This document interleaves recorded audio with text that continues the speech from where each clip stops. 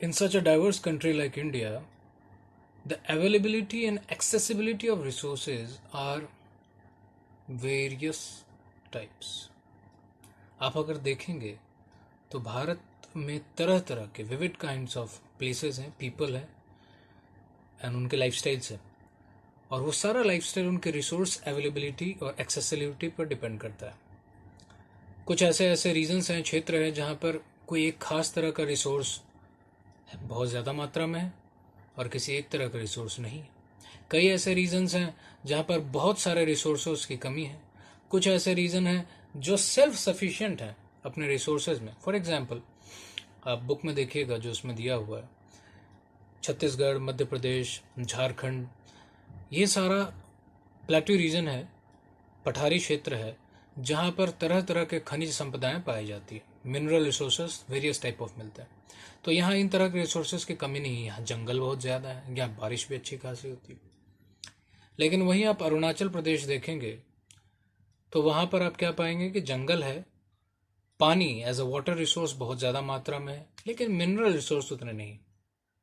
अगर आप लेह लद्दाख जाएं तो वहाँ कल्चरल रिसोर्सेज हैं, लोग हैं, उनका वेशभूषा, पहनावा, खाने पीने का तौर तरीका, नाच गाना, भाषा, शैली, ये सारी चीज़ें अलग अलग है।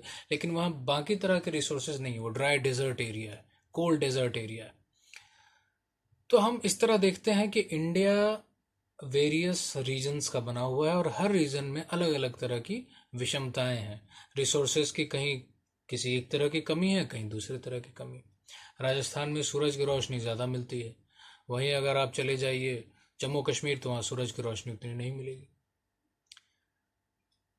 पंजाब हरियाणा में बहुत ज़्यादा गेहूँ, चावल, ये सारे उगते हैं, लेकिन महाराष्ट्र और बहुत सारे ऐसे क्षेत्र हैं वहाँ के सूखा प्रभावित क्षेत्र जहाँ अनाज उगने की संभावनाएं भी बहुत कम है। कहीं साल भर बाढ़ आती रहती है, कहीं सुखाड़ रहता है। तो रिसोर्सेज और उनकी अवेलेबिलिटी बहुत चीज़ों पर निर्भर करती है। हमें अभी समझना है कि इंडिया इतना डाइवर्स है तो वहाँ एक तरह की प्लानिंग तो काम नहीं आएगी। हर क्षेत्र के हिसाब से अलग अलग प्लान बनाना होगा। इसलिए planning of resources it is of utmost importance in India. India में खासकर बहुत ही ज़्यादा ज़रूरी है। Balance resource planning, important word याद रखना। इंडिया में कैसी प्लानिंग चाहिए? बैलेंस्ड रिसोर्स प्लानिंग की बहुत ज़रूरत है। किस लेवल पे? नेशनल लेवल पे, स्टेट लेवल पे और रीजनल लेवल पे। रीजनल लेवल मतलब हो गया प्रांतीय क्षेत्र, लोकल लेवल, पंचायत लेवल या म्यूनिसिपैलिटी कॉरपोरेशन लेवल, इन सारे। अच्छा, अब एक इम्पॉर्टेंट बात ये आती है कि रिसोर्सेज, जिन क्षेत्रों में रिसोर्सेज बहुत ज़्यादा मात्रा में हो तो क्या वो क्षेत्र डेवलप्ड होगा या नहीं होगा? तो बहुत लोग ये आंसर देंगे, हाँ भाई, अगर हर तरह के रिसोर्स हैं तो वो डेवलप तो होना चाहिए। फॉर एग्जांपल, आप देख लीजिए छत्तीसगढ़ सबसे ज़्यादा क्वांटिटी में, उड़ीसा सबसे ज़्यादा क्वांटिटी में वहाँ आयरन ओर है और कोल है, मैग्नीशियम है, फॉरेस्ट रिजर्व है, बहुत सारे रिसोर्सेज वहाँ बहुत ज़्यादा क्वांटिटी में मिलते हैं, प्लेट्यू रीजन है। लेकिन वो वन ऑफ द यूँ कहिए कि सबसे पिछड़े हुए राज्यों में से एक, one of the backward states of India में ये सारे काउंट होते हैं। क्यों भाई, ऐसा क्यों है? क्योंकि यहाँ बहुत सारे रिसोर्स हैं फिर भी ऐसी कमी। थोड़ा हिस्टोरिकली आप जाइएगा तो अभी मैंने आपको पहले बताया था, समोसे वाला एग्जांपल देके पहले वीडियो में बताया था कि अगर कहीं रिसोर्स ज़्यादा हो और इक्विटेबल डिस्ट्रीब्यूशन नहीं है रिसोर्सेज का, तो कौन उस पर कब्जा करेगा? जिसके पास पावर है। इंडिया भी कभी ब्रिटेन की कॉलोनी थी और खासकर अफ्रीका को तो केक की तरह बांट के खा लिया गया था। किसके द्वारा? यूरोपियन इम्पेरियलिस्ट कंट्रीज द्वारा। सिंपल सी बात है, जिनके पास टेक्नोलॉजिकल पावर थी अपने समय के हिसाब से एडवांस्ड लेवल की, वो ऐसे जगह गए जहां रिसोर्स ज़्यादा क्वांटिटी में, ठीक है, और वहां से उन रिसोर्सों को उठाया अपने बेनिफिट के लिए, अपनी कंट्री के बेनिफिट के लिए। ठीक है, किसके दम पर? अपने टेक्नोलॉजिकल एडवांसमेंट के दम पर। तो इंडिया जो टेक्नोलॉजिकली बहुत वीक था उस समय 16-17 सेंचुरी में, अफ्रीका 17-18 सेंचुरी में, उसको European countries, British country in case of India, उन्होंने वहाँ के रिसोर्सेज को बहुत ज़्यादा क्वांटिटी में मिसयूज़ किया सिर्फ अपने बेनिफिट के लिए। तो इसमें फ़ायदा किसको हुआ? उन्हीं लोगों को हुआ। लेकिन नुकसान किसको हुआ? हमारे कंट्री को, हमारे कंट्री के लोगों को। इसलिए इस चीज को हमेशा ध्यान में रखना कि in India development in general and resource development specifically does not only involve the availability of resources but also the technology, the quality of human resource and historical experiences of the people. सिर्फ resource आपके पास मौजूद है, इससे ही विकास का पूरा जिम्मेदारी नहीं ली जा सकती। रिसोर्स है, अच्छी बात है, लेकिन विकास करने के लिए रिसोर्स के मौजूदगी के साथ और किन किन चीज़ों की ज़रूरत होती है? आपके पास तकनीकी की मौजूदगी है कि नहीं, अवेलेबिलिटी ऑफ द टेक्नोलॉजी है कि नहीं, ह्यूमन रिसोर्स की क्वालिटी कैसी है, आपके पास लोग कितने हैं और वो लोग कितने एडवांस्ड हैं, कितने उनके पास स्किल्स हैं, कौशल उनका कितना विकसित है, ठीक है, और हिस्टोरिकल बैकग्राउंड, ऐतिहासिक तौर से वो पिछड़े हैं कि नहीं। ये सारी चीज़ें निर्भर करती है उस देश के विकास की, डेवलपमेंट की। ठीक है, ये बेसिक चीज़ आपको क्लियर करनी चाहिए थी। चलिए, मैंने बता दिया है। इसके बाद में आपको बताते हैं इंडिया में प्लानिंग की ज़रूरत क्या है, रिसोर्स प्लानिंग इन इंडिया। अभी मैंने आपको बताया कि इंडिया बहुत ही डाइवर्स कंट्री है और यहाँ पर रिसोर्स प्लानिंग छोटे से छोटे लेवल से शुरू करके नेशनल लेवल तक जाना चाहिए। सो रिसोर्स प्लानिंग 3 चीज़ इन्वॉल्व करती है। सबसे पहले प्लान करने के लिए क्या चाहिए? सबसे पहले डेटा तुम्हारे पास होना चाहिए। डेटा कब आएगा तुम्हारे पास? जब तुम सर्वे करोगे, सारी डिटेल्स, सारी वैल्यूज़ निकालोगे, उसको रीड करोगे, उसको असाइन करोगे, अलाइन करोगे, तब उसके बाद एक कंक्लूजन पे पहुंचोगे। तो सबसे पहला चीज़ होता है identification and inventory of resources across the regions of the country. कितने तरह के रिसोर्स हमारे देश में हर क्षेत्र में मौजूद हैं, ठीक है, कहाँ कहाँ और किस क्वालिटी में और किस क्वांटिटी में मौजूद है, पहले इसका आंकड़ा इकट्ठा करना चाहिए। दूसरा, evolving a planning structure endowed with appropriate technology, skill and institutional setup for implementing the resource development plan। अब सारा इकट्ठा कर लिए हम डेटा, इसके बाद हमको क्या करना है? एक प्लान स्ट्रक्चर बनाना है। किस चीज़ के लिए? कि हम अपनी कौन सी टेक्नोलॉजी, किस तरह का स्किल कहाँ यूज़ करेंगे, ठीक है, और यूज़ करने के लिए कौन से प्लान को इम्प्लीमेंट करेंगे, इस चीज़ का लेखा जोखा तैयार करना है। तो सेकंड पॉइंट ये है। और तीसरा, matching the resource development plans with overall national development plans. उस रिसोर्स का जो हम प्लानिंग बनाए, जैसे वाटर, कहीं नदी बह रही है, वो हमेशा सदा भरी रहती है, सदा नीरा है, क्योंकि वो सूखती नहीं है, ग्लेशियर से वो नदी निकलती है। तो ऐसी नदियों से बहते हुए पानी का हम यूज़ कैसे कर सकते हैं? उस पर डैम्स बना के, हाइड्रो इलेक्ट्रिसिटी प्रोड्यूस करके, उसके पानी को नहर में डाइवर्ट करके, ताकि एग्रीकल्चर में उसका यूज़ हो सके, रिवर इंटरलिंकिंग प्रोजेक्ट्स बना के। तो ये सब क्या है? ये सब पाइपलाइन है, जिसमें हम एक आइडियाज़ को डालते हैं और ऐसा करने की कोशिश करते हैं, लेकिन इसको इम्प्लीमेंट भी करना है। और ये इम्प्लीमेंटेशन इस चीज़ को ध्यान में रखते हुए करना है कि इससे वो region as well as India overall develop करे। ठीक है, तो प्लानिंग का इंडिया में 3 इंपॉर्टेंट पॉइंट्स।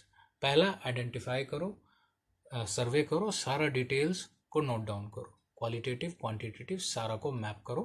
ठीक, मैप करने के बाद एक प्लान स्ट्रक्चर तैयार करो, ताकि तुम उसमें कैसे तुम अपने टेक्नोलॉजी को, अपने स्किल को और अपने इंस्टीट्यूशनल फ्रेमवर्क को यूज़ करोगे उसको तैयार करने में। और तीसरा, इस चीज़ पे हमको ध्यान देना है कि ये जो भी काम हम इम्प्लीमेंट करेंगे उससे उस रीजन का एज वेल एज नेशन का भी डेवलपमेंट हो। तो ये हमारे प्लान स्ट्रक्चर ऑफ रिसोर्सेज का 3 इंपॉर्टेंट पॉइंट्स है जो हम इंडिया में करेंगे। क्यों, क्या ज़रूरत आ गई हमको इस चीज़ के बारे में पढ़ने के? पहले तो नहीं पढ़ते थे। सिंपल, अभी स्टार्टिंग में ही बताया था, क्योंकि पहले जब हम अनप्लान्ड वे में कोई काम करते हैं तो हमको एहसास नहीं होता कि हम कितना नुकसान कर रहे हैं। सिंपल सा चीज़ है, अभी आप क्वारंटाइन पीरियड चल रहा है, अभी लॉकडाउन पीरियड चल रहा है, और आप अपने घर में टाइम वेस्ट कर रहे हो, आपको पता नहीं चल रहा आपका टाइम वेस्ट हो रहा है, लेकिन हो रहा है। 24 घंटा कैसे निकल जा रहा है? सुबह लेट से उठ रहे हैं, आराम से ब्रश कर रहे हैं, गेम खेल रहे हैं, मूवी देख रहे हैं, सीरीज देख रहे हैं, आपके दिमाग में एक चिल, अरे बहुत दिन बाद शुरू होगा क्लास, फलाना ढिमका, अभी आराम से टाइम काटते हैं, मस्ती करते हैं। तो आपका कोई प्लान नहीं है, आप अनप्लान्ड वे में दिन काटे जा रहे हो। लेकिन जब इसके बाद लॉकडाउन पीरियड ख़त्म होने के बाद स्कूल्स और सारी चीज़ें नॉर्मली खुलेंगी, तब आपके ऊपर अचानक से बर्डन आ जाएगा। लेकिन आप प्लान वे में करोगे कि मेरे पास कल का 24 घंटा है, कल मैं इतने बजे उठूंगा, मेरा टारगेट है कि इस बुक के इस चैप्टर का ये 3 पेज पढ़ लेना है, थोड़ा रिलैक्स करना है, थोड़ा गेम करना है, फिर दूसरे बुक का इस चैप्टर का 2-3 पेज पढ़ लेना है, फिर रात को थोड़ा सा रिवाइज करना है, फिर सो जाना है। तो प्लान वे में काम करोगे तो आपका काम भी होते जाएगा, आप खुद को चेक भी करते रहोगे। सो प्लानिंग बहुत ज़रूरी है। तो इंडिया में क्यों प्लानिंग ज़रूरी है? क्योंकि भाई हम जब अनप्लान वे में काम कर रहे थे तो हमारे रिसोर्सेज बुरी तरह डिप्लीट हो रहे थे, खत्म हो रहे थे अनचेक्ड वे में, क्योंकि हम लालची हो गए थे, हमारा लोभ बढ़ गया था। तो इसमें वही लिखा है कि भाई हमें कंजर्वेशन की ज़रूरत थी रिसोर्सेज की, और रिसोर्सेज का कंजर्वेशन हम तभी कर सकते हैं जब हम प्लान्ड वे में रिसोर्सेज का यूज़ करें। जो कोई भी अनप्लान्ड वे में यूज़ करेगा उसको लॉ अगर तोड़ेगा तो उसको इस हिसाब से सज़ा मिलेगी, और जनता को हमें अवेयर करना चाहिए। हमारे महापुरुषों ने भी प्लान वे में काम करने के लिए बहुत सारी चीज़ें कही हैं। उसमें एक इंपॉर्टेंट चीज़ है, गांधी जी ने कहा था एक बात, there is enough for everybody's needs and not for anybody's greed. ठीक है, सबकी ज़रूरत पूरा करने के लिए तो यहाँ बहुत कुछ है, लेकिन सबकी लालच को हम पूरा नहीं कर सकते। ठीक है, पेट भरने की जगह है, पेटी भरने की जगह नहीं है। चलो, इसके बाद एक इम्पॉर्टेंट चीज़ आता है,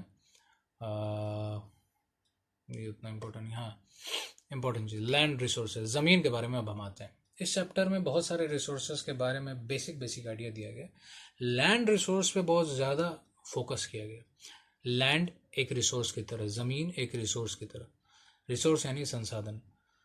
ज़मीन कैसे हमारे लिए संसाधन है? एक सिंपल सा चीज़ है, ज़मीन क्यों इतना इंपॉर्टेंट है? अरे भैया उसी पर रहते हो, इसी पे पेड़ उगते हैं, पौधे उगते हैं, अनाज उगते हैं, इसी को खाते हो। यही पेड़ हवा साफ करता है, इसी सड़क पे तुम रोड बनाते हो, रेलगाड़ी चलाने के लिए पटरी बिछाते हो। ठीक है, ये सारा चीज़ें और ट्रांसपोर्टेशन तभी संभव हुआ है। तो हमारी लाइफ लाइन, हमारी जिंदगी, हमारा यातायात, हमारा व्यापार, हमारी अर्थव्यवस्था, सब चीज़ इस ज़मीन से ही जुड़ी हुई। और ज़मीन हमने बनाई है? नहीं, नेचुरली गिवन है हमें। किसके द्वारा? नेचर के द्वारा, प्राकृतिक संसाधन। इसलिए लैंड एक बहुत ही इंपॉर्टेंट रिसोर्स है हमारे लिए। तो इंडिया में लैंड को अगर फिजिकली डिवाइड करो तो ये ज़मीन 3 तरह की है, पहाड़, पठार और मैदान। ठीक है, माउंटेन्स और hills, plateaus and plain lands.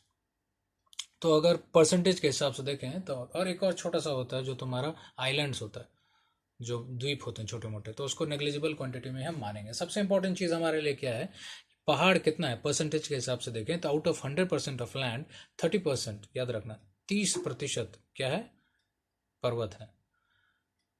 फिर तुम्हारा पठार कितना है? 27%, 30 में 3 कम, 27% तुम्हारा क्या हो गया? पठार यानी प्लेट्यू रीजन। और बाकी बच गया जो तुम्हारा 43% है वो तुम्हारा प्लेन एरिया है। तो तीनों ज़मीन का अपना अपना महत्व है। पांचों उंगलियां बराबर साइज की नहीं होती, लेकिन पांचों का अपनी अपनी वैल्यू है। ठीक है, पांचों मिलेगी तब मुट्ठी बनती है। उसी तरह तीनों तरह की ज़मीन की अपनी अपनी खासियत होती है। पहाड़ की खासियत क्या है? What is the importance of mountain regions and hilly regions? हाँ, वहाँ पर सड़कें और रेल बनाना बड़ा मुश्किल होता है, और वहाँ ज़्यादा अमाउंट ऑफ अनाज नहीं उग पाता, बट वो सीनिक ब्यूटी और टूरिज्म के लिए बहुत इंपॉर्टेंट। बायोडाइवर्सिटी हॉट स्पॉट्स होते हैं, वहाँ तरह तरह के जीव जंतु, जंगल और प्राकृतिक पर्यावरण का अनोखा संगम वहाँ देखने को मिलता है। पहाड़ों की ये खासियत होती है। पहाड़ों से बहुत सारी नदियाँ भी निकलती हैं जो हमारे जीवन रेखा कहलाती हैं हमारी लाइफ की।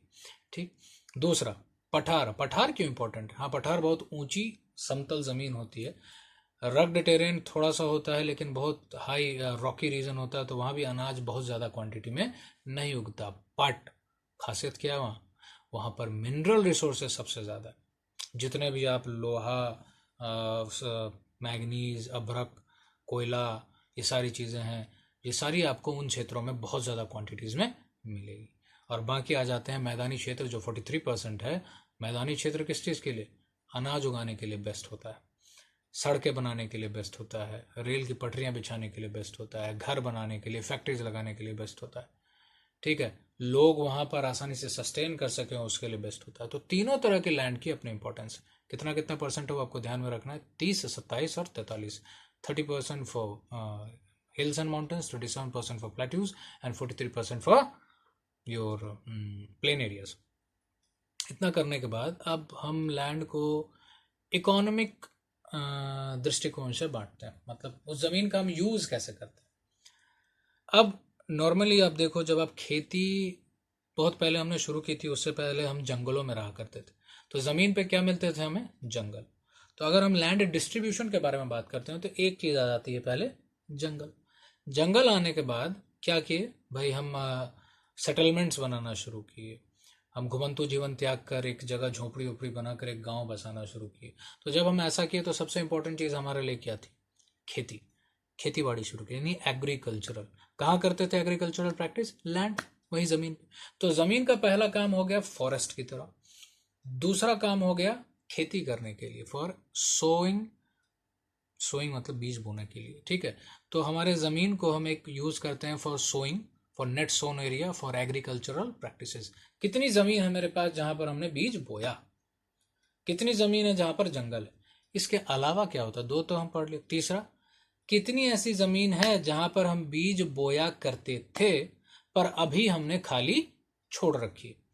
आपने पढ़ा है, आगे पढ़ेंगे ज्योग्राफी में ही, कि पुराने टेक्नोलॉजी के हिसाब से जब लोग खेती करते थे तो क्या होता था कि भाई जंगल का एक हिस्सा काटा, वहाँ आग लगाया बचे कुछ एरिया में और वहाँ खेती की। 1 साल 1.5 साल खेती करने के बाद जब भूमि की उर्वरता कम हो गई, the fertility of soil decrease, so the people agriculturalist went to another patch of the forest area, cut the forest there, and वहाँ खेती करने लगे। और जहाँ पहले कर रहे थे उस एरिया को वो क्या कर दी? छोड़ दिए खाली, परती भूमि, फैलो लैंड कहते हैं। सो क्या छोड़ी हुई भूमि पे अभी खेती हो रही? नहीं, अभी वहां पर किसी ने बीज नहीं बोया, अभी बस उसको खाली छोड़ा गया है। तो खाली जो छोड़ी गई जमीन है वो कब तक के लिए खाली छोड़ी जा सकती है? या तो 1 साल या उससे कम समय के लिए खाली छोड़ी जा सकती है, या उसे 1 साल से ज्यादा या 5 साल से कम में खाली छोड़ी जाती है। मतलब उस समय तक हम जमीन अपनी फर्टिलिटी को रिगेन कर लेती है, उसके बाद फिर हम खेती करते हैं। सो अभी तक हमने 3 देखा, फॉरेस्ट, नेट सोन एरिया और फैलो लैंड। एक ऐसी भी जमीन होती है जहां पर खेती नहीं हो रही है, ठीक है, वहां खाली जमीन है लेकिन खेती हम कर ही नहीं सकते। इसमें उसको मत जोड़ना, फैलो लैंड को मत जोड़ना। यानी फैलो लैंड में कम से कम हम 5 साल तक के लिए तो खाली छोड़ते हैं ना, ज्यादा से ज्यादा के लिए। यानी ऐसी जमीन जो खाली है 5 साल से ज्यादा के लिए, मतलब पूरी बंजर है, बेकार है, वहां खेती हो ही नहीं सकती। या और कौन सा होता है? एक ऐसी जमीन जो घास के मैदान है। घास के मैदान भी जरूरी नहीं, चरवाहों के लिए, चारागाह के तौर पे, pasture lands for grazing animals such as cows, buffaloes and बकरी, भेड़, इन सब के लिए। तो पास्चर लैंड हो गया। Land under tree crop plantation, जो हमारे पेड़ों के बागान होते हैं, जहाँ पर आपका बंजर ज़मीन होता है। हाँ, ये सारे आपके ज़मीन है जहाँ पर हम खेती नहीं कर रहे हैं, ठीक है। 4 हो गया। और 5वें तरह का है कि land not available for cultivation, जो पूरी तरह मतलब खेती के लिए यूज़ ही नहीं किया जाएगा कभी भी, मतलब पूरी तरह बर्बाद ज़मीन, बैरन एंड वेस्टलैंड, जहाँ डंपिंग एरियाज होते हैं, जो पूरी तरह ख़त्म एरिया है, ज़मीन की डिग्रेड पूरी तरह हो गया है, सॉइल इरोजन हो गया है, ज़मीन पे कुछ नहीं उगता, बंजर है। और मान लो बंजर नहीं है लेकिन उस ज़मीन पे हम इंडस्ट्री लगा दी, उस ज़मीन पे हम रोड बना दी, उस ज़मीन पे हम फैक्ट्री बना दिए, घर बना दिए, तब भी वो खेती के लिए अवेलेबल नहीं। तो जहाँ हम खेती 100% कर ही नहीं सकते, तो हम ज़मीन को 5 एरियाज में बांट दिए। सबसे पहला है फॉरेस्ट, दूसरा है नेट सोन एरिया, तीसरा है फैलो लैंड, चौथा है non land which is not available for cultivation, और 5वां है अदर अनकल्टिवेटेड लैंड।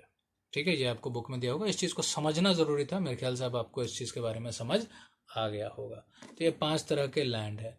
अब आपको इसमें ना मैप दिया हुआ है, 2 पैटर्न दिया गया, 1960s में लैंड का यूज़ कैसे था और 2002-3 में हमारे इंडिया में लैंड का यूज़ कैसे था, इन्हीं 5 कैटेगरीज में। तो आप इसको अब देखिएगा ना तो आपको समझ में आ जाएगा। खैर, इसमें एक इंपॉर्टेंट पॉइंट है, वहाँ जाने से पहले आपको बता दें कि हमने कहा था कि अगर हम लैंड यूज़ के बारे में बात करते हैं तो पहले इसकी प्लानिंग ज़रूर की होगी, इसकी मैपिंग ज़रूर की होगी, सर्वे किया गया होगा। तो इंडिया का जो टोटल लैंड है ना, जो आपको ज्योग्राफी में क्लास 9th में भी पढ़ा, 3.28 million square kilometre land area है। तो हम पूरी ज़मीन का सर्वे नहीं कर पाए। क्यों नहीं कर पाए? सिर्फ 93% land area of India has been surveyed, बाकी 7% क्या क्या हुआ? ये 7% ज़मीन कौन सी है? वो ज़मीनें जो north east area, north east राज्य जो हमारे हैं उनके वो जंगली एरिया जहाँ पर सर्वे करना बड़ा मुश्किल है, जहाँ का टेरेन बहुत रफ है, और कुछ एरिया हमारा पाकिस्तान के कब्जे में और चाइना के कब्जे में है जहाँ का हम सर्वे नहीं कर सकते। तो इन सब का हम डेटा नहीं सर्वे करके इकट्ठा कर पाए, इसलिए हम टोटल लैंड का नहीं, ओनली 93% लैंड का हमारे पास डेटा अवेलेबल है। तो अब हम अगर चलेंगे तो हमको कॉम्परेटिव टेबल दिखेगा 1960-61 से और 2002 और 3 में।